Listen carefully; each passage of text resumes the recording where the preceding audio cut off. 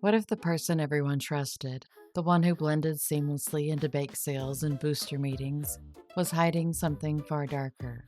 What if the truth stayed buried, not because it was clever, but because no one thought to look twice? And what if someone could have avoided being caught if only they'd used a different first name as an alias? Well, sit tight, kids, because in 1979 in Calhoun County, Alabama, a story unraveled that would leave an entire community questioning how well we ever really know the people around us. And we're here to talk about it.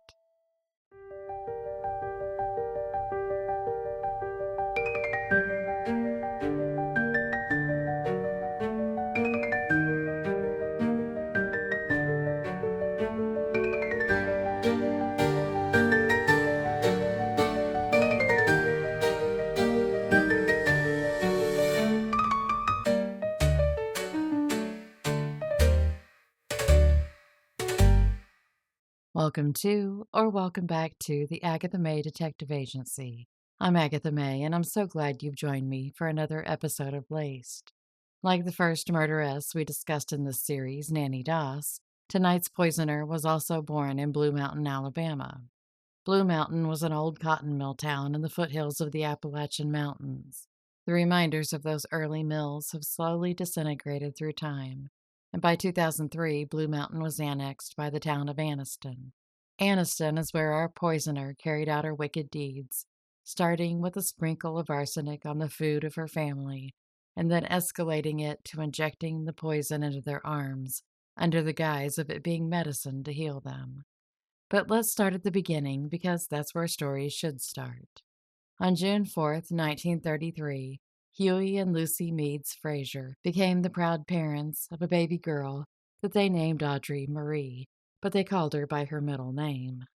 Both of little Marie's parents worked at the Linen Thread Company in Anniston, and while they worked, Marie's grandmother and great aunt watched over her.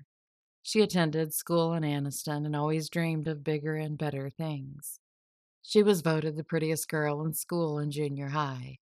But did Marie let that go to her head? Yeah, she probably did.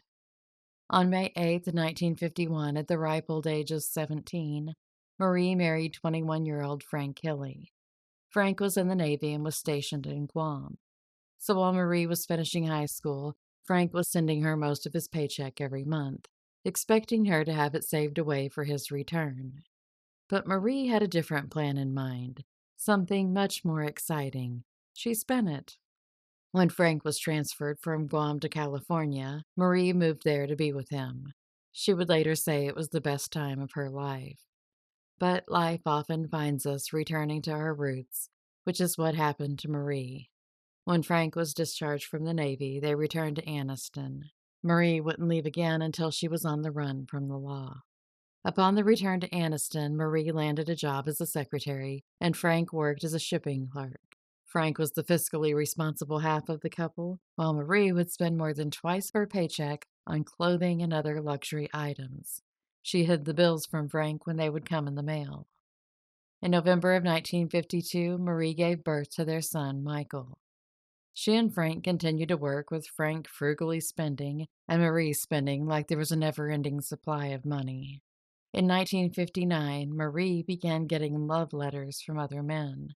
She would show them to Frank, but never let him read them. Instead, she'd tear them up and leave bits and pieces of them around the house as a seeming taunt to him, perhaps to show him that she was still desirable. However, Frank learned that the letters were fake. Marie had been their author. She told him it was because she was scared that he didn't love her anymore. In 1960, Marie gave birth to their daughter Carol, the same daughter who would be fighting for her life 19 years later. In 1962, Marie decided that the family needed to move, not out of Anniston, but to a house on McClellan Boulevard, because that was closer to where the wealthy people lived, and perhaps Marie thought that some of that wealth would rub off on her. Once they'd settled into their new home, Marie's parents, Huey and Lucy, moved in with them. In December of 1965, Huey died of cancer. In 1971, Maria and Frank's son Michael left for college, and Carol was left at home with her parents and grandmother. The next year, Marie took out a life insurance policy on Michael for what would amount to over $150,000 today. In the next few years, Frank began getting sick. And by 1975, Michael was living in Florida, and on May 19th of that year, Frank called Michael and told him that he needed to tell him something that was too important to discuss over the phone. They had planned to meet in Georgia the next week. Unbeknownst to Frank, Marie was eavesdropping on the other line. His symptoms worsened after that phone call, and later that day, Frank went to the doctor with nausea. His doctor, believing that Frank simply had some kind of stomach bug, sent him home with pills to ease the stomach contractions that Frank was experiencing. Marie convinced Frank that the medicine that the doctor had actually given was a prescription for injections, and that the doctor had authorized her to administer them. By May 23rd, Frank was admitted to Regional Medical Center in Anniston. 2 days later, he was dead. The cause of death on his death certificate was infectious hepatitis. He never had that meeting with Michael, and Michael never learned what was so important that his father wanted to tell him. But he probably later suspected what it was.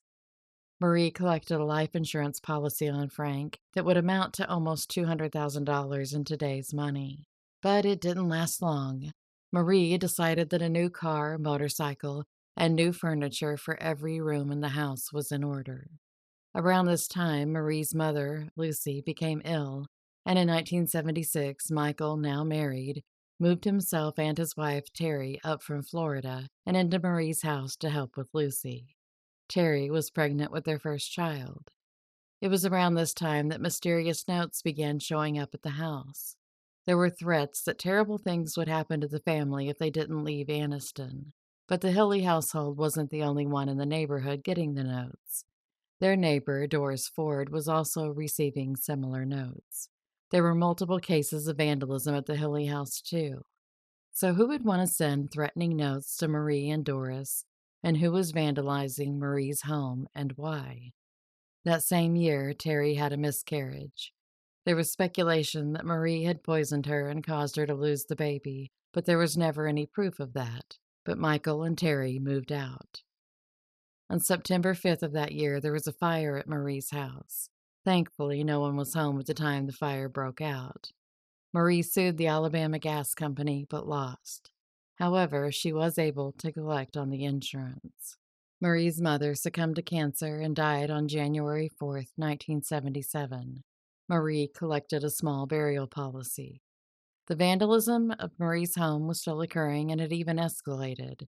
Screens in the windows were being cut and windows were being broken, and both her and Doris Ford began receiving harassing phone calls. The phone would ring, but when it was answered, the only response was heavy breathing on the other end of the line. There was a theft of some of Marie's jewelry, gold candlesticks, a revolver, a tear gas gun, and a hairdryer. Who steals a hairdryer? Marie collected another insurance claim on that theft. She blamed the 18-year-old son of one of her neighbors for the phone calls and the theft, but there was never any proof and he was never arrested. Authorities put a trace on Marie's and Doris's phones and determined that the phone calls were coming from a phone booth across the street from their houses. So was someone standing there watching the houses while the phone rang, hoping to catch a glimpse of whoever it was on the receiving end of the call? Did Marie and Doris have a stalker? One of the detectives noticed that whenever they put a trace on the phone line, the calls stopped. Marie was convinced it was someone who worked for the phone company and had knowledge of when the traces were happening. The detectives also noticed that the phone calls never happened when Marie was at home, and they discovered that some of the later phone calls to Doris were made from the Jenkins manufacturing plant, where Marie worked as a secretary. Was this just a coincidence? Is it possible that someone who worked with Marie held a grudge against her? In July of 1977, there was another fire at the Hilley house in a closet that faced Carol's bedroom door. Thankfully, no one was hurt in that fire either, but the damage was enough that Marie and Carol went to Doris's house to stay for a few days. And wouldn't you know it, a similar fire started there. Isn't that just a humdinger of a coincidence? Everywhere Marie goes, fire follows. That same month, Marie sold her house and she and Carol moved into an apartment. She had an unlisted number, but was still getting the harassing phone calls. And investigators began to realize that the phone calls were all Marie's doing and that she and Carol weren't actually in any danger. But that wasn't entirely true. Carol would be in danger soon, but not because of any stalker. In November of 1977, Carol's car was stolen from a local mall parking lot. It was found 2 hours later, and it was in flames. So yet another fire connected to Marie. In the summer of 1978, Marie and Carol moved in with Carrie Hilley, Frank's mother. Marie purchased a life insurance policy on Carol at that time for $100,000 in today's money and listed herself as the sole beneficiary. The next spring, Carol became violently ill. She was taken to the hospital in May and was kept there for 3 days, but doctors couldn't make a diagnosis. She was severely ill for the next 4 months, and her weight had dropped to 87 pounds.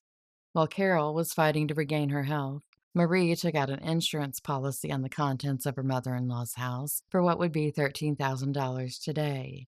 And in late June, there was another fire. It was started in Marie's sleeping bag that had been left on top of a washing machine that was next to a leaky gas water heater. This was the same time that Carol's spending was to the point where she was writing checks on closed bank accounts and writing hot checks, and the business she had given bad checks to were running out of patience. Against Marie's wishes, Carol moved into her own apartment in June of 1979. Still, Marie purchased furniture for Carol and wrote a check for $2,000 over $8,000 today, and wasn't even the slightest bit concerned that there wasn't money in the account to pay for it. Marie insisted on staying the night at Carol's and would cook her meals. She used Carol's illness as a way to get cash from friends and family. She told them that Carol had leukemia and wasn't allowed visitors. And Carol just kept getting sicker. On September 6th, Marie was charged with obtaining money under false pretenses when she cashed 2 checks on a closed account. On September 19th, 1979, Carol was admitted into the hospital yet again. This time, the doctor noticed that Carol had Aldrich Mees lines under her fingernails, which is a sign of arsenic poisoning. While the doctors tested Carol, Marie sat in the waiting room. What was going through her mind at the time is anyone's guess. Was she worried about all of the bad checks she'd scattered through the town? Worried that the insurance companies would start becoming suspicious of all the fires? Or was she scared of what the doctors were finding just a few doors down from where she sat? Because they did find something. Carol's hair showed that she had 100 times more arsenic than normal hair.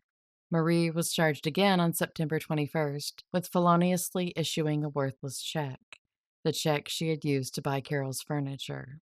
On October 3rd, the body of Frank Hilley was exhumed and sent to the state crime lab to be tested for arsenic. 6 days later, Marie was arrested for the attempted murder of her daughter.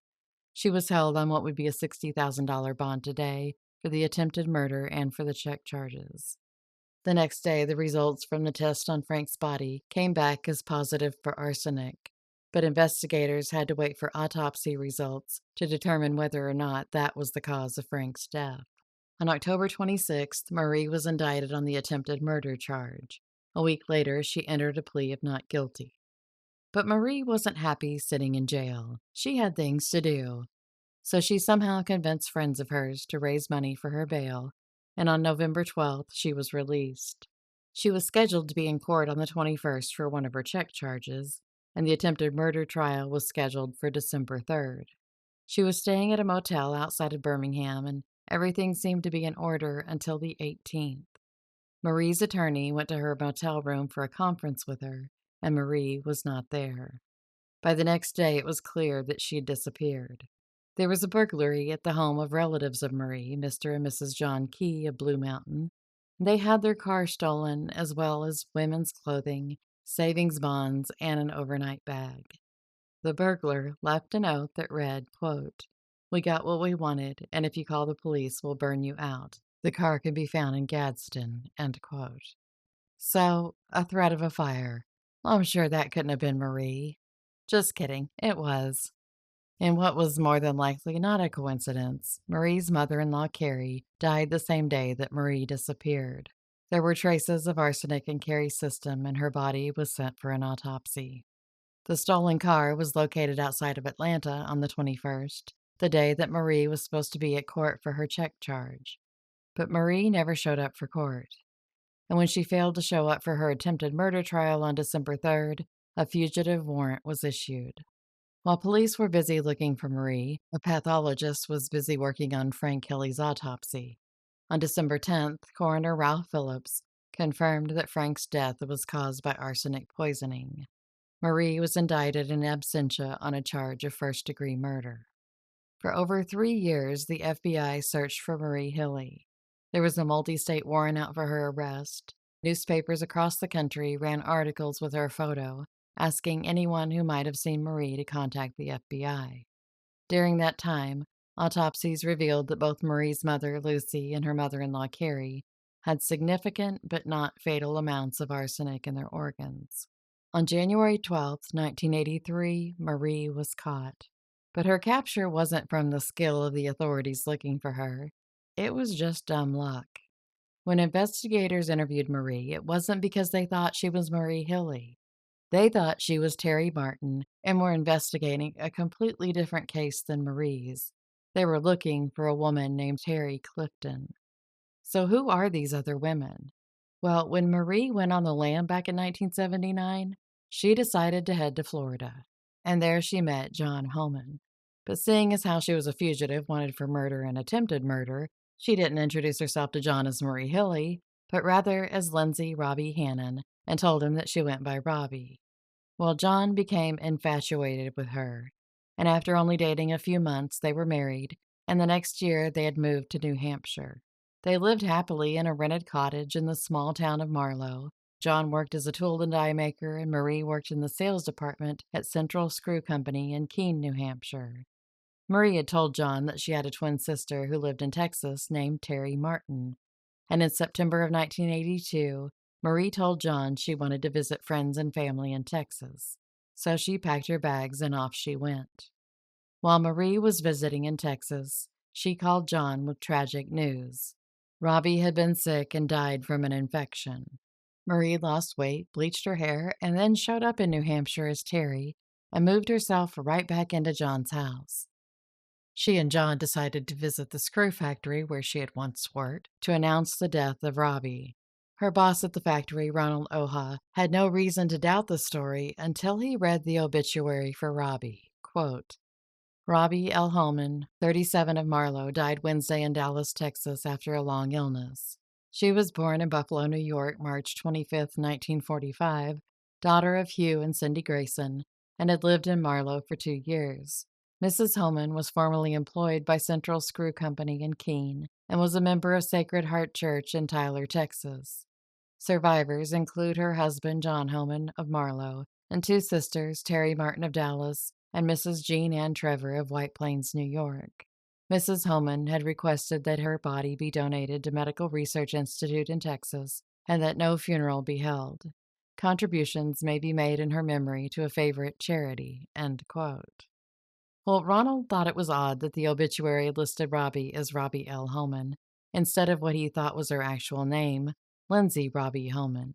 So he started searching the places mentioned in the obituary and learned that there was no church by that name in Tyler, and Medical Research Institute didn't exist.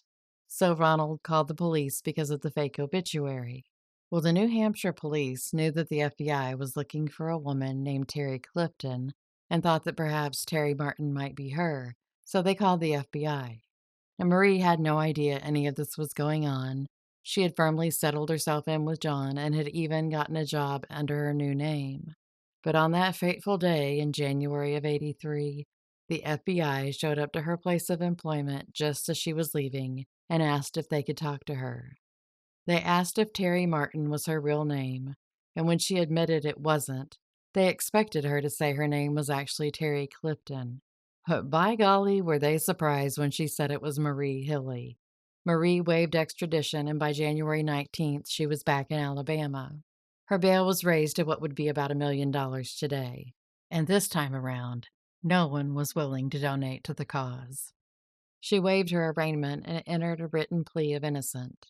Marie was ordered to undergo a psychological evaluation and was found competent to stand trial.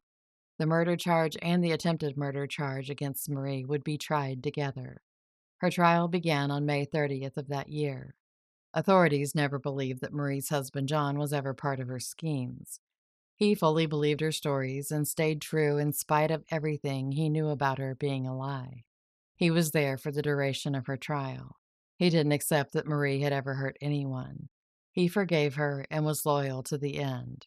Well, almost the end. During the trial, a taped interview that Marie had with investigators when she was initially arrested was played. Her sobs and cries that she was innocent were heard throughout the courtroom from the tape recorder resting on the witness stand. But the jury didn't buy it. On June 8th, Marie was found guilty of murder and attempted murder and was sentenced to spend the rest of her life at the Julia Tutwiler Prison for Women in Wetumpka. She appealed her sentence, but it was never overturned. Now, you might think that this is the end of Marie's story, but as was much of her life, the end of Marie's life was just as dramatic. During her time in prison, Marie was a model prisoner. She soon began earning passes where she could leave the prison for the day. And then in February of 1987, Marie was given a 3-day furlough to visit her husband John in Anniston. Yes, John was still devoted to Marie. On the final day of her furlough, John woke up and found a note from her, a literal Dear John letter. Part of it read, Dear John, I hope you'll be able to forgive me. I'm getting ready to leave. It will be the best for everybody.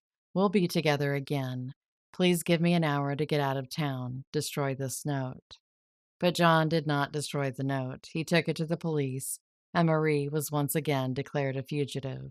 4 days later, a woman in North Anniston called police to report that there was a strange woman lying on her porch. When police showed up, they recognized the woman as Marie. She was incoherent, wet, and covered in mud. She was taken to the hospital, and at 5:06 p.m., Audrey Marie Hilley was pronounced dead. Her cause of death was exposure and hypothermia after being outside in the chilly winter rain for 4 days. She was only a mile from where she had grown up as a child. And to think, had Marie just not chosen the name Terry as one of her aliases, and had she written a better obituary, she might not have ever been caught. Thank you so much for being here and for sticking through to the end of this episode. What a doozy of a story, huh?